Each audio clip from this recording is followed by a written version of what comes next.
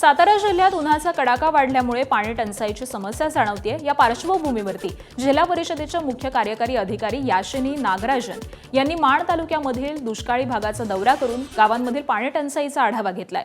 माण तालुक्यामध्ये सध्या 17 तर संपूर्ण सातारा जिल्ह्यामध्ये 29 टँकर सुरू आहेत। गेल्या 2 वर्षांमध्ये जिल्ह्यात साधारण 80 टँकर सुरू होते, त्यामध्ये घट झालेली आहे। सुपर अल निनोच्या प्रभावामुळे टंचाई वाढण्याची शक्यता लक्षात घेऊन जिल्ह्यामध्ये 98 नवीन टंचाई निवारण उपाययोजना हाती घेण्यात आल्या। टँकरऐवजी कायमस्वरूपी योजनांवरती भर दिला जात असल्याचं त्यांनी सांगितलेलं आहे। आज आम्ही सकाळी 6:30 पासून मान तालुक्याच्या पूर्ण टंचाईच्या गावाचा दौरा करतोय। आम्ही आतापर्यंत 8-9 गावांचा व्हिजिट आमचा झालेला आहे।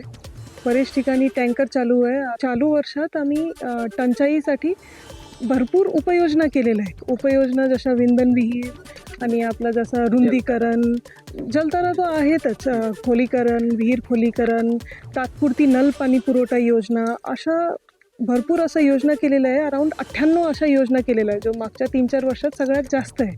अजून पण आमची पाहणी चालू आहे की अजून पण मागणी असेल तर आम्ही अजूनही करता येईल।